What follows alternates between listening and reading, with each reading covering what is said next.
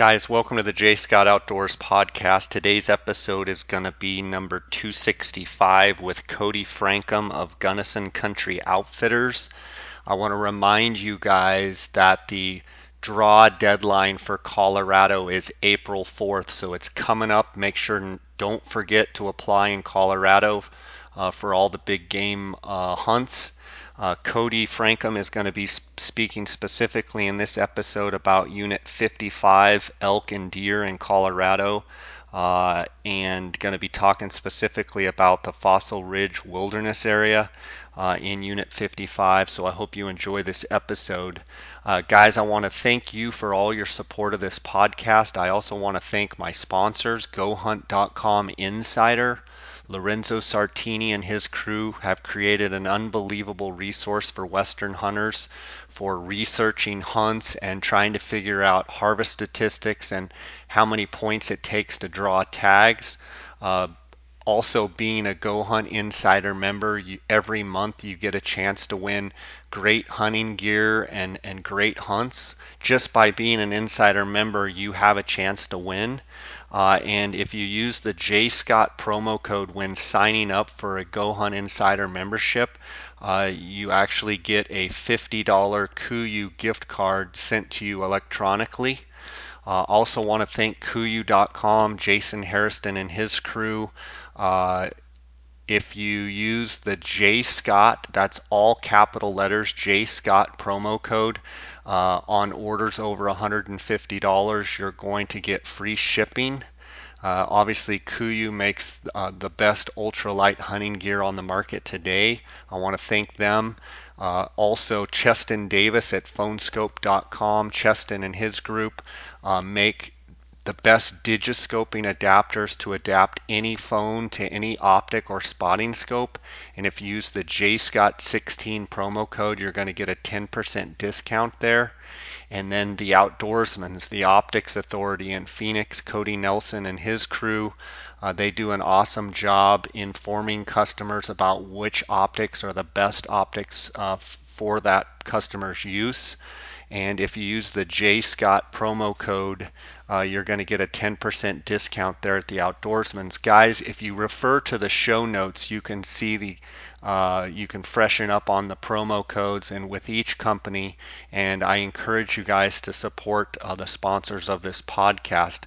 Let's get right to this episode. If you guys want to reach me, you can email me at jscottoutdoors@gmail.com. You can send me a direct message through Instagram at jscottoutdoors. Please find me on my business Facebook page. That's J. Scott Outdoors. Feel free to send me a message there as well. And we're going to have some great episodes coming up here that I can't wait to share with you the month of April. But again, don't forget, April 4th is the deadline for Colorado, and let's get right to this episode with Cody Frankum.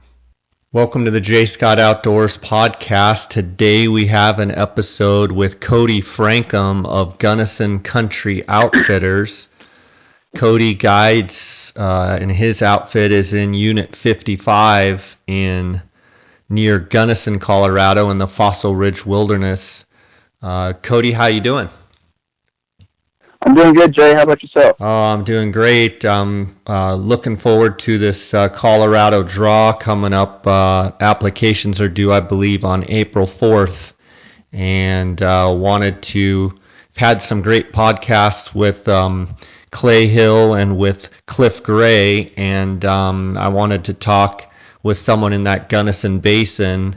And you had reached out to me, and I thought you'd be a perfect person to talk about the hunting around Gunnison, Colorado. First and foremost, it sounds like the winter is kind of like '07. What are you hearing as far as winter kill for your deer there in and around the Gunnison area? Yeah, the snow really piled up on us in late December and January. Got several feet, but fortunately, recently it's really starting to warm up and open up some hillsides for the deer. Some people are pretty pretty down and kind of think it's going to be like 07, 08. I personally think it's not as bad. I think that a lot of the mature deer are going to make it through. It's just the fawn crop. They took a hurt more so than the mature deer.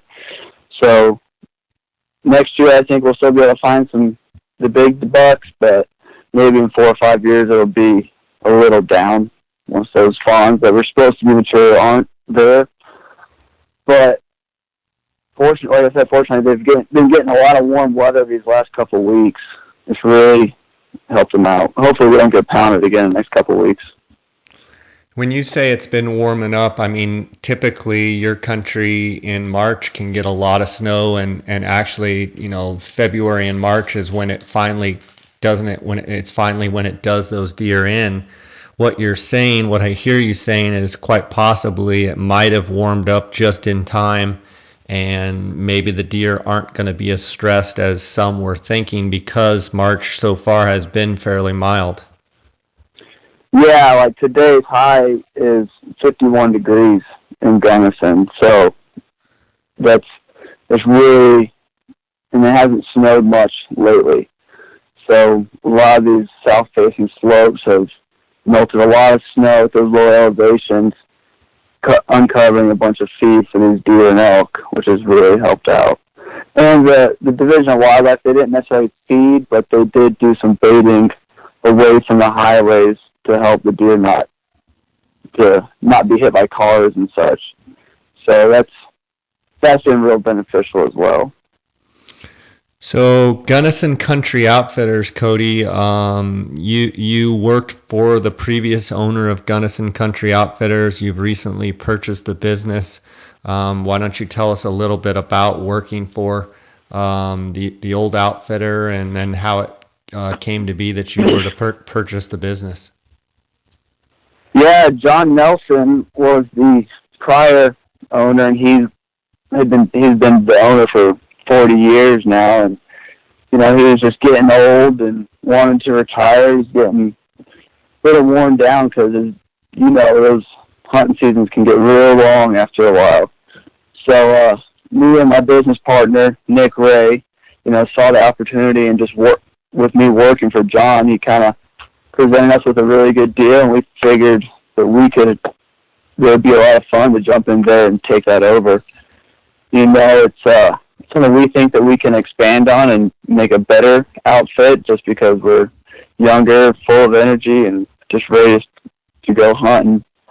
And John's still around. He's still helping us out with the transition, and I think he still wants to do a little bit here and there, but for the most part, it's all us right now. Tell me about your concession, your area that you're hunting, and kind of how it all unfolds, and where it's at, and what elevation, and all the ins and outs of your deal. All right, so we outfit out of the Fossil Ridge Wilderness and the Fossil Ridge Recreation Area, which surrounds the wilderness. And our base camp sits at 10,000 feet, and then we hunt up from there, upwards of 12,000 feet to 13,000 maybe. We have our base camp sits right on the edge of the wilderness, so we actually drive to base camp, and then we ride horses from there when we're hunting up into the wilderness. We do drop camps and fully guided hunts, so we have options for all types of hunters that want to do maybe a semi-DIY hunt or want that fully guided hunt. We do elk and deer, and then a little bit of bear, and then if someone's fortunate enough to get a mountain goat tag, we do that as well. We have unit G8 is our goat unit, and there's it's an archery only hunt for residents only. There's 2 archery tags that get given out, but it's a pretty cool little hunt. I've been on a couple of them with buddies that have drawn that tag, and it's a real neat area up in there. But as far as elk hunting goes, that's the bulk of our business. Is we do a lot of elk hunting, because in that Fossil Ridge, there's just a ton of elk that live in that and deep into that wilderness. And we're fortunate where we have, in our concession, we have summer fall and winter range covered. So every stage of the elk's lives, we're right there hunting them. So we don't have just the early season, which some outfitters do, and then as the snow starts falling, the elk leave their areas. We have a resident herd that lives near our camp, and then as the snow comes in, more and more elk come out of the wilderness and come closer to our camp. So that really helps us out for those later seasons. In the early seasons, we might have to work a little harder just to get to where the elk are, but it's personally my favorite time of year because it's more fun to chase them up high, in my opinion, up in that 11.5 to 12,500 foot range. So the deer, you guys are located in Unit 55. Explain where 55 is, and then explain where your concession is in relation to Unit 55. Yeah, so Unit 55 starts the southeast west corner, starts in Gunnison, the town of Gunnison, and then it goes west all the way to, I can't remember the name of the road, but it's the road that jumps up to Ohio City and Pitkin, and then the line goes north up to Crested Butte and then past Crested Butte and covers all the way east to the Continental Divide from that Highway 135. So it's a really big unit, and the area that we cover is really the southern portion. So we cover, like I said, pretty much just the Fossil Ridge Wilderness, which is south of Taylor and Taylor Reservoir, right in that country. How many, is your area, do you know like the total square footage or, area as far as how many square miles or how many acres, or do you have any sense of how big your concession is? Our concession, I'm pretty sure we're right in that 20 to 25,000 acres. But there's a lot of country in those little folds and some steep terrain. So it feels like a lot bigger than that, honestly. And then you guys have a camp that's right on the edge of the wilderness. And then do you set drop camps in the wilderness itself? Yep. Our drop camps are anywhere from 4 to 8 miles away from our base camp into the wilderness. And so we've got, they all produce, but they're just different distances from base camp. Okay. Tell me about your deer. We'll get back to the elk because I believe the second and third seasons are over the counter. Obviously, the fourth season is, I think, a draw. But let's talk about your deer there in your concession, and I want to hear, obviously if you have high to low country, you kind of get to chase them during all of the seasons. How are the deer doing in 55? They've been doing really well. If anybody knows anything about Colorado, they know last year was a really tough year for hunting deer, especially in that Gunnison area. There was no snow. I was actually guiding third season at 11,000 feet, and we got rained on opening day of third season, which is very uncommon for November at 11,000 feet. We do our later seasons in our concession are better. That third and fourth season are better because we have a really good winter range, and where a lot of these big deer are rutting is right in our backyard. But in the early season, we do have some high country, and we've seen some good bucks up there. John wasn't much of a deer hunter, so he didn't get a whole lot of deer hunters bucks for us to take out. But I've seen the deer up there. I've been scouting for elk and mountain goats, so we're really, really positive. Looking forward to chasing those big bucks above tree line in the next few years. But we've seen the monsters down in the low country in those third and fourth, and then after in the winter time, those 190s and 200s, we have seen them down there. Are your archery hunts for deer, how many, is it a hard draw, or how does that stand if someone wanted to come archery deer hunting? I'm looking at go hunt Insider, and it says 5 points is a 17% draw for a non-resident, and 6 points is 100% success for draw. So that's not a ton of points. How do you see the quality of that archery hunt as far as quality of hunt and quality of bucks on that hunt? I think the quality of bucks is good. The hunt itself is very difficult just because the terrain is very difficult, and it's real deep in the wilderness to get to that high country where these bucks are living. So, we would use our horses and get in there via horseback and then hunt on foot. But it's a ways into the wilderness. There's a lot of publications that have really blown up 55 with the big deer, and that's why it takes so many points, but it is worth it. If you go in there, you spend 5 points, and you can have the opportunity to chase a 180-inch deer. I think that's worth it. Those deer that time of year in that archery season, are they pretty much all up above timberline, or do you find good bucks even down in the lower elevations? We find them all over the spectrum. It's just easier to glass them above timberline because you can see for so far. Those low country timber bucks are a little more difficult to hunt because they may only come out in the open for a short time during the day. And I think that's where most of your big deer are hanging out, because they've learned that they don't get messed with. Nobody gets to see them down lower.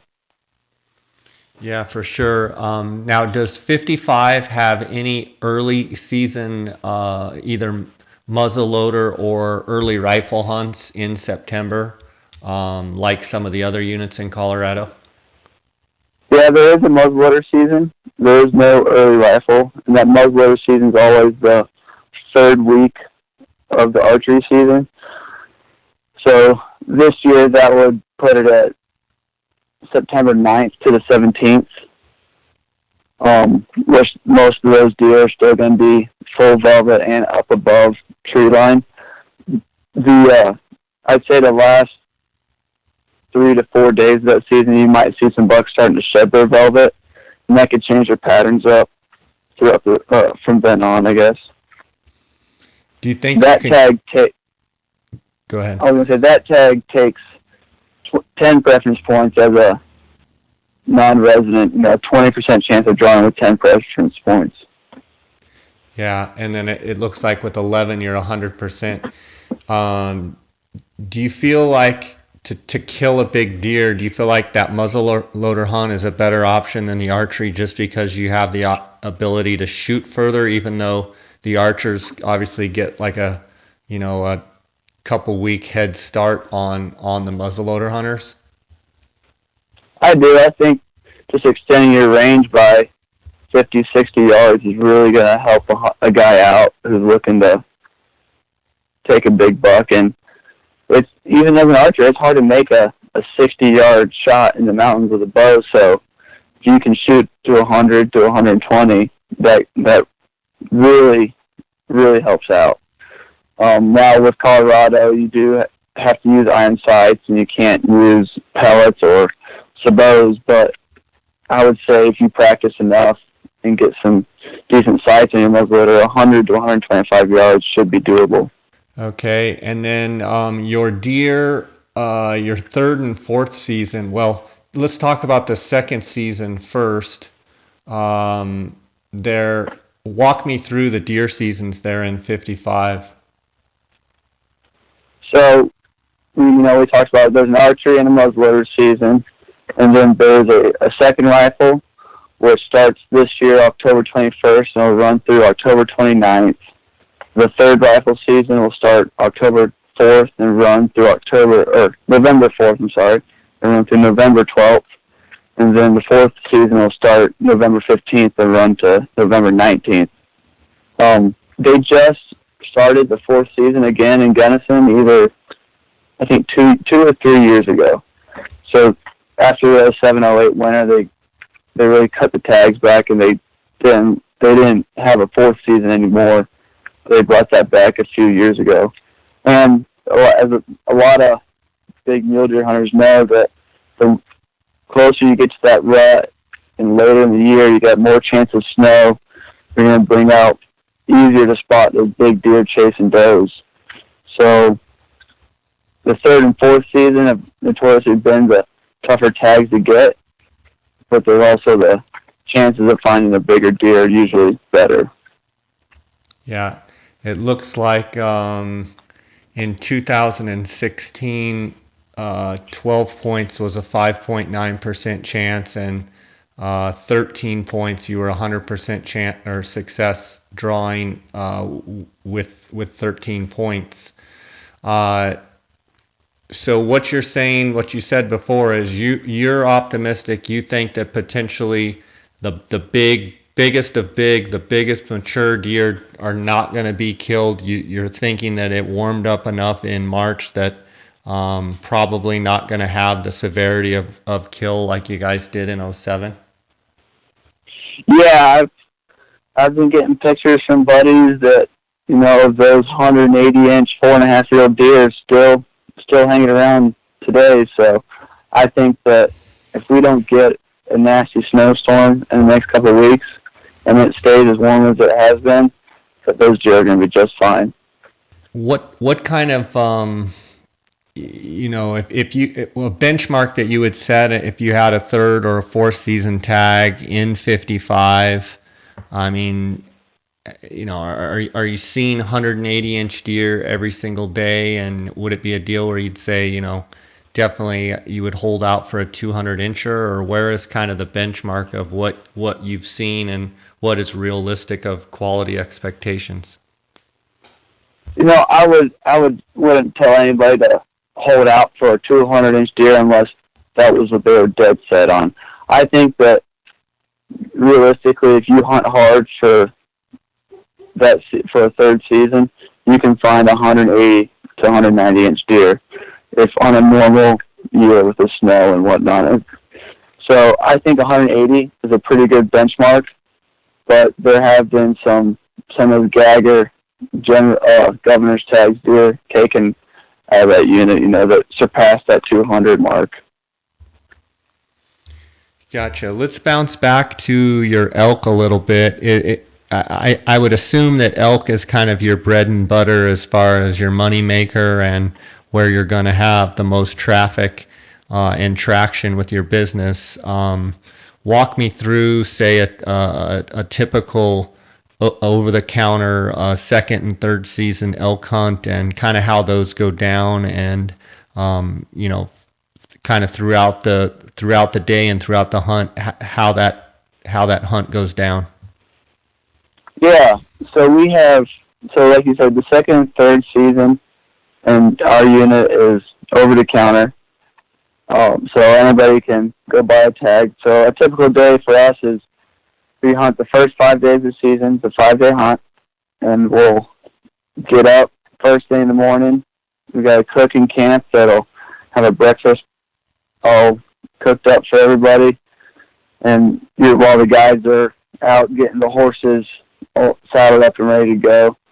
So in the dark, you know, an hour, maybe even 2 hours, depending on where we're heading, we'll leave on horseback, 2 hunters for each guide, and go off. And essentially we like to get in the area and be set up as the sun's coming up. And with the horses, we're able to get a lot higher, a lot quicker, whereas since it is an over-the-counter hunt, a lot of guys are coming from underneath on foot, and they push a lot of the elk around. You know, we've learned over the years that to be successful, we got to learn how to hunt the pressure from the other hunters.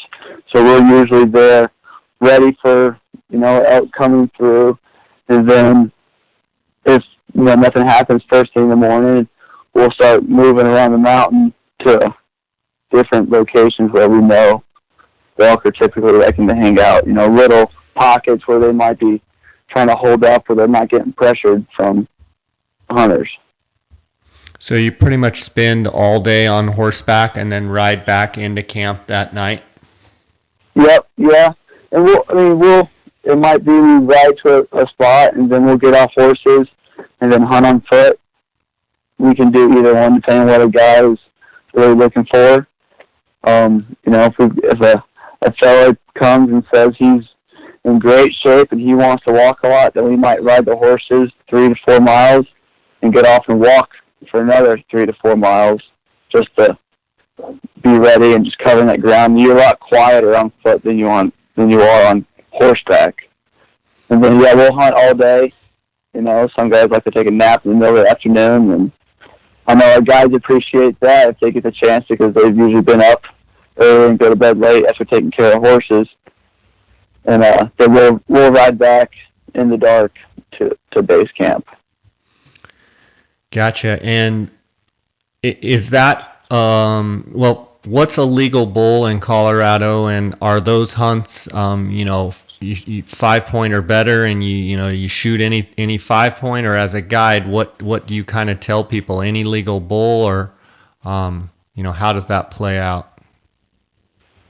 So in Colorado, for majority, if not all, of the over-the-counter units, a legal bull is a 4-point bull. So that's 4 antler points on one side, or if they have a 5-inch brow tine, which can be hard to judge. But if you've got a spike that's got a crazy brow tine that comes right off the front of his antler, he's technically a legal bull if it's 5 inches or more. So we typically tell guys that if you take the first legal bull that you get a shot at, because since it is an over-the-counter unit, I'm willing to bet that the guy on the other side of the mountain is going to shoot that bull if he comes in front of him. So we're there for the opportunity. We take every opportunity we get. But if a guy is looking to hunt for a bigger bull, we're willing to go and looking for that big bull. But a 300-inch bull in our area is a really big bull. So for a bull to get to be a 6-point, any 6-point bull on your hunts, that's a true trophy, right? Yeah, we'd say so.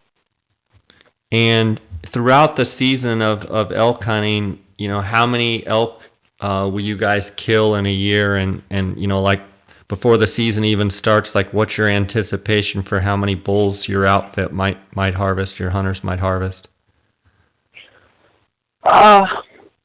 We typically run 6 guys in camp a season in that second and third season. So if we can get 50 to 60%, then you're looking at 6 to 10 bulls probably between the 2 seasons that we'd like to kill. And then that first season, if we can get a couple bulls knocked down in archery.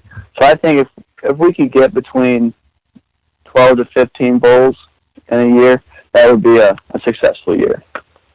And then when a hunter gets a bull down, do you guys immediately pack those bulls out, or do you call a whole different team of packers in and they take care of getting the elk skinned and quartered and packed up and taken back to camp?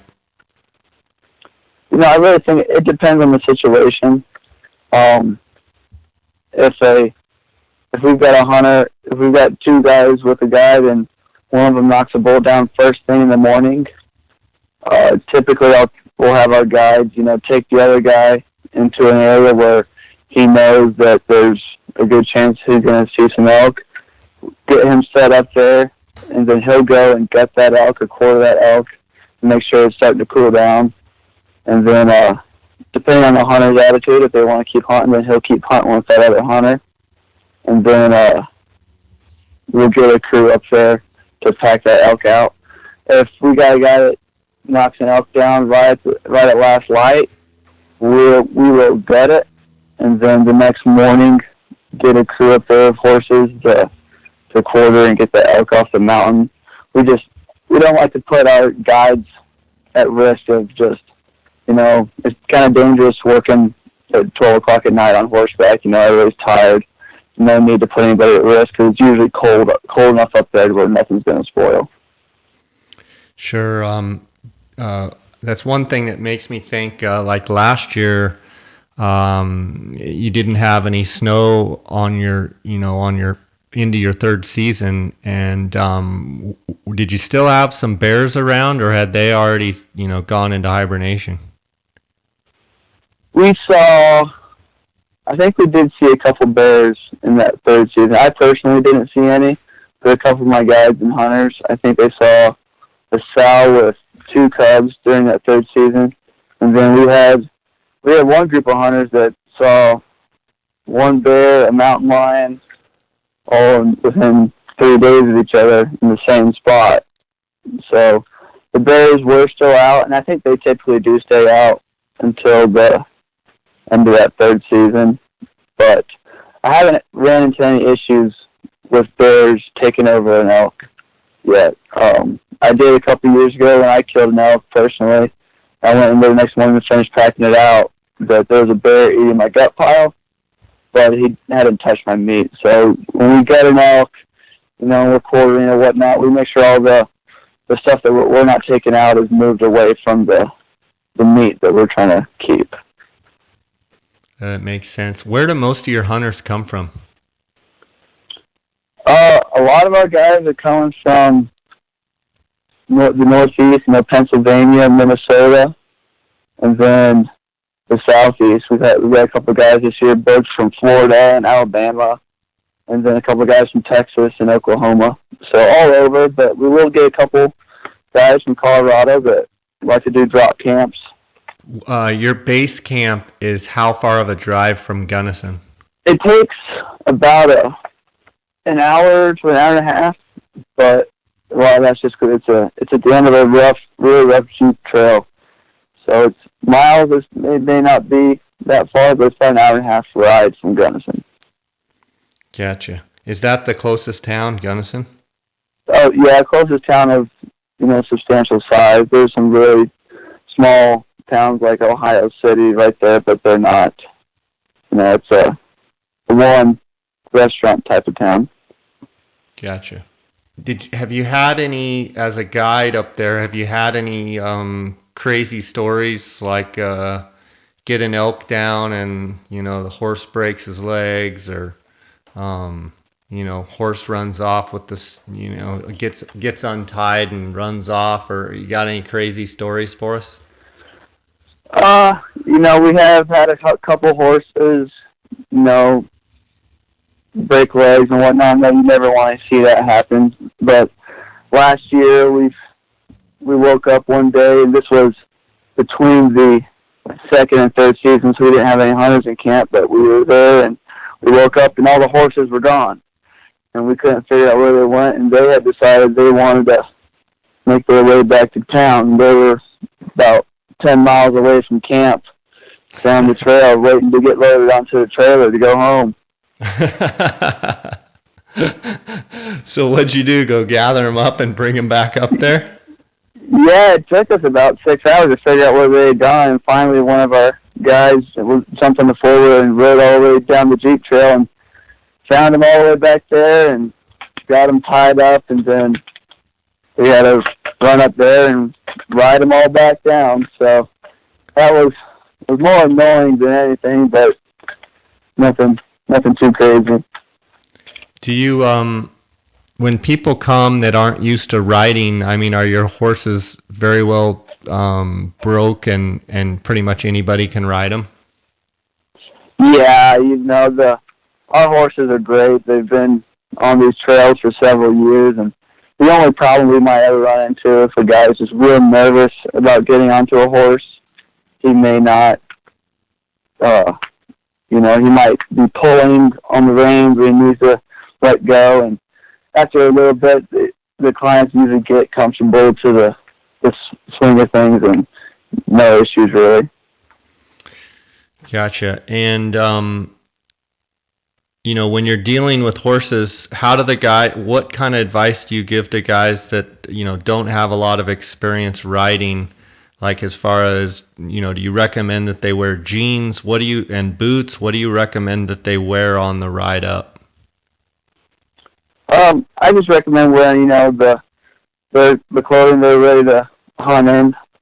You might think about bringing a heavy coat, because those early mornings in the late October and early November can get pretty dang cold, and if you're not walking and you're just riding, it can get chilly. So you usually tell those guys to bring a heavy coat, and once you get done riding, you can just hang it up on a tree next to your horse, and then as you walk, you'll be starting to generate more heat. But usually I just tell my guys to just trust your horse. You know, if we're going up or down a steep grade, you got to understand that horse doesn't want to fall any more than you do. And he knows how to stay upright. So trust your horse and don't try and drive too much. Yeah, it makes sense. And how many guys will you have, like, in your drop camp? Will you have multiple drop camps or just one drop camp, or how does it work? Yeah, right now we're running 4 drop camps, and we're always looking to see if we can find areas to put another one where we won't be in competition. So right now we've got 4 established drop camps, and we like to run between 2 and 4 hunters in a drop camp for a season. Okay, and then during your archery elk season, are the elk bugling pretty good, or is it better, say, on that second rifle season? When do you see the most bugling? That late archery you'll see a lot, and then I'll hear them throughout the season, all the way from opening day to the last day. I personally like hunting early archery season because, you know, the elk are a little more patternable, and typically they're up higher up on the alpine, they're easier to find. But the best rutting action I've ever gotten into was in that first rifle season. And I think, you know, I've listened to you talk to Chris Rowe, and I think what it is just that secondary rut that kicks in October. And it can be pretty localized, but the bulls can go absolutely bonkers and just bugling nonstop. Would you say that, you know, when you say first rifle season, it's really technically the second rifle season, correct? No, so the way Colorado works, it's the first rifle season for elk. And Gotcha. In Colorado, there's no deer hunting during the first rifle season. So that's why the first rifle season for deer is technically the second rifle season. Okay, gotcha. So the first rifle season for elk, it looks like, is like that mid-October, like the 15th through the 19th last year were the dates. And so you're saying historically the bugling on that hunt is pretty darn good? It can be. And I think it's a secondary rut, so it might be localized, but I've seen a lot of bugling action in that time frame. And I've had them, you know, through second season bugling really good. And so when they're bugling, obviously your success level as with your hunters goes up because you can get on them a little easier and they're a little more predictable, right? Yeah, you know, they're easier to find for sure, but I think sometimes the bugling might get into a guy's head and get him nervous, might make for buck fever to be a little more susceptible. You mean they're bugling and the hunters get all nerved up? Oh yeah, because I know you've experienced it. Having a bull bugle right at you can shake you a little bit. Yeah, and then out of all those rifle seasons, what do you feel like is the best chance, you know, like the best hunt of all of the rifle seasons for elk? I'm kind of a biased archery hunter, and I say that just because it's a longer season and you can hunt more, but I think that first rifle would potentially be the best, you know, and there's a reason why it's a draw hunt for every unit in the state, is because the elk might be a little more susceptible because they might still be bugling some, and so you can get on that way, and then you have a rifle so you can shoot 500 yards and don't have to get as close as you do with a bow. So I think that first rifle season might be the best chance of finding a bull, but then that fourth season can be really good too, because when the snow really starts piling up, the elk got to move, so they're coming down lower. You might have a better chance of finding them in that low country. I think the draw odds kind of reflect that. I'm looking at the Go Hunt Insider, and it looks like in 2015, with 1 point, it was a 14% chance draw. In 2015, with 2 points, it was 100%. But in 16, it was a 0% chance draw, but with 2 points. In 2016, it was an 88% draw, and then last year in 2016 with 3 points, it was a 100% chance draw. So obviously the people are kind of seeing the same thing because of the odds don't usually lie. Although it's one of those things. I think if you don't have weather like last year, I don't know that the fourth season was any better, just because it didn't there wasn't enough snow to really move those elk down. But on normal years, it definitely gets them kind of in more of that oak brush and some of that more transitional and lower country, doesn't it? Yes, it definitely does. And you can see that, if a snowstorm comes through one afternoon, and then you go out there early next morning, you'll see 100 elk tracks that'll be just headed southbound. And so those elk are moving to low country to get out of there. But that's why I think that early season could be better, because you're not experiencing any migration. The elk are going to be up in that early season country. It's a tougher physically hunt. That fourth season, you may not have to walk as far as you might in that first season. I think that's why the draw odds are skewed towards fourth. Gotcha. So just to be clear, people can call you up, and they listen to this podcast, they can call you up and book second or third season, just over the counter. And then if they want to do archery elk or archery deer, you can kind of direct them and help them with their choices, correct? Yeah, definitely. Yeah, our second and third's over the counter, and our archery's it's a real easy draw. You have a 76% chance of drawing it on your second choice as a non-resident. So if you put it as your first choice, if you're not interested in building points, then you'd be guaranteed to draw that tag. So just to reiterate what you're just saying, you could apply for a preference. Like, I have 17 points in the state of Colorado. I could apply for a preference point as my first choice and put unit 55 in for elk as my second choice, and I would have what'd you say, 76% chance? Yep. And which season would that be for? That'd be archery season. Okay, the archery hunt. Interesting.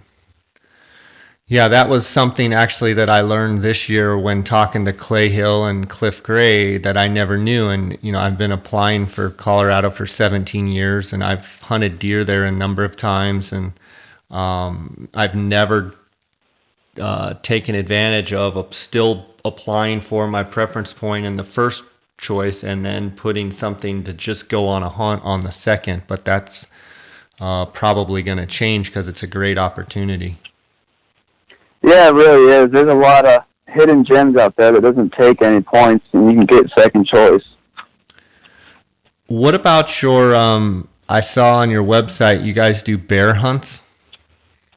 Yeah, we've had a couple of guys that call us up that want to go on a bear hunt, and we've got some areas where the berry crop can be really good, and we've seen some success with some bear hunting. And, in Colorado, the bear hunting, it's not like most states. We don't have a spring bear season. We can't bait bears, and we can't run them with dogs. So it's all spot and stalk in the fall. But the rifle hunt starts in September 2nd, and then it'll run through the end of the month. So if a guy wants to go on a bear hunt, we would be glad to take him. We'd really like to take a few more bears out, because I think the population of bears has really exploded since they cut up that spring bear season. Yeah, and probably your age class went up as well, because not as many bears are being harvested. I would assume you're probably going to see some older age class bears. Yeah, for sure. And, we don't typically chase for big Boone and Crockett bears. We're looking for that 250 to 300 pound bear. I think most people think that a big black bear is going to weigh 500 pounds, but honestly, a big black bear is a 300-pound bear. Cody, what do you like to do when you're not hunting, what do you like to do? Oh, well, not much. No, I do coach wrestling. I really enjoy that. I coach high school wrestling, and it's been real rewarding. And I actually did some wrestling yesterday at a old man tournament in Denver, and that's always fun to do that. So how sore are you today? I'm a little sore. My back's a little sore, and I got caught in the jaw pretty good yesterday, so it's kind of hard to eat right now. And you went to school in Gunnison, right? At Mesa State, or what's the name of the school there? No, Mesa's in Grand Junction. I went to Western State, Colorado University. State. Yeah, okay. Yeah. Yeah, I moved up there in 2008, so right after the tough winter. That was my first year up there, and I moved up there for wrestling. I wrestled in college there at Western State. Gotcha. Well, I'm sure you're getting excited for the season. Tell me about, do you do any sort of summer pack trips as well? Yeah, we do. We try and do a lot of that, We do horseback rides if people want to go on a family day ride, or we do extended day pack trips. And then this year we're going to start offering some fishing trips, because we've got some really great small streams and high country lakes that just have, beautiful scenery and great fishing in them. So tell me about that. I assume they're brook trout, or are they cutthroat, or what kind of fish are they? We've got mostly brook trout and cutthroats. A lot of those high country lakes will have some really beautiful cutthroats, and then down a little bit lower we run into the beaver ponds with the brookies in them. And so great dry fly action. Those fish don't see very much pressure, so we have great luck on just big stimulator dry flies. So that's always fun. One of those deals where you could just catch fish one after another. Oh yeah, the water's crystal clear, so it's a lot of sight fishing. And I tell a guy that you just take a royal humpy up there, you throw that find a fish and put it in front of them, and you have a hard time not catching them. Nice, sounds fun. That sounds fun. Yeah. So you're going to run, your operation's going to be firing all summer on summer pack trips? Yep, we'll be starting mid-June. We've got some areas where we can get into, even if there's a little bit of snow, and mid-June all the way through probably mid-August, and starting mid-August we'll start transitioning over and getting all our camps set up for the hunting season. Do you also do day rides and hour rides and that kind of thing, or just extended trips? We do half day and full day rides. Where we ride isn't really conceivable for an hour or two of riding, so we do half day and full day rides if some folks just want to get on a horseback and go see some good country. That's great. It's been awesome having you on. Why don't you tell the listeners how they can find out more about you, how they can contact you? Yeah, so you can follow us on Instagram at GC Outfitter, and then Facebook we're at Gunnison Country Outfitters, and then our website is gcoutfitter.com. Right on. And do you have experience hunting in Colorado other than areas, where your concession is? I mean, have you hunted in any of the great limited entry elk units, or spent any time there, or in any of the limited entry deer units that are really, really super high quality? Yeah, I have a little bit. I've spent most of my time in the Gunnison Valley. So, but I did a lot of turkey hunting down there in Unit 61, and the number of elk down there is incredible, and find big sheds everywhere. So I can understand why that's a really high draw unit. And then, how was the turkey hunting? It's phenomenal.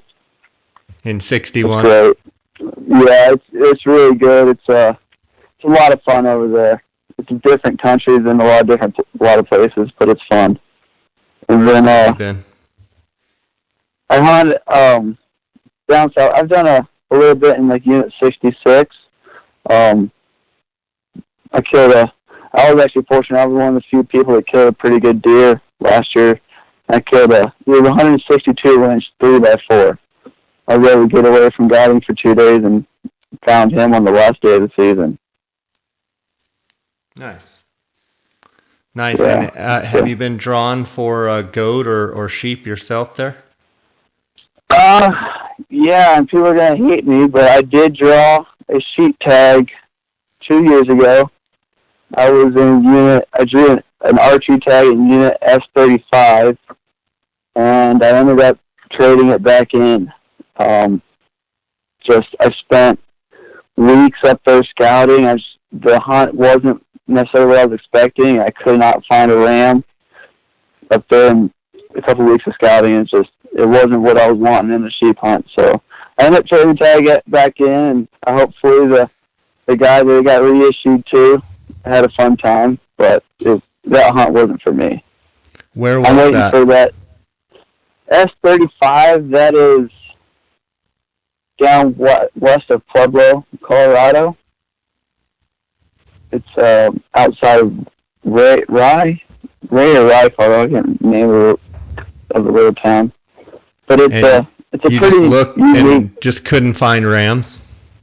Yeah, I found a ton of ewes. Every time I was out there, I'd see the ewes, but that season starts, I think, usually it's the first Saturday in August, so the rams aren't wanting to be with the ewes and lambs.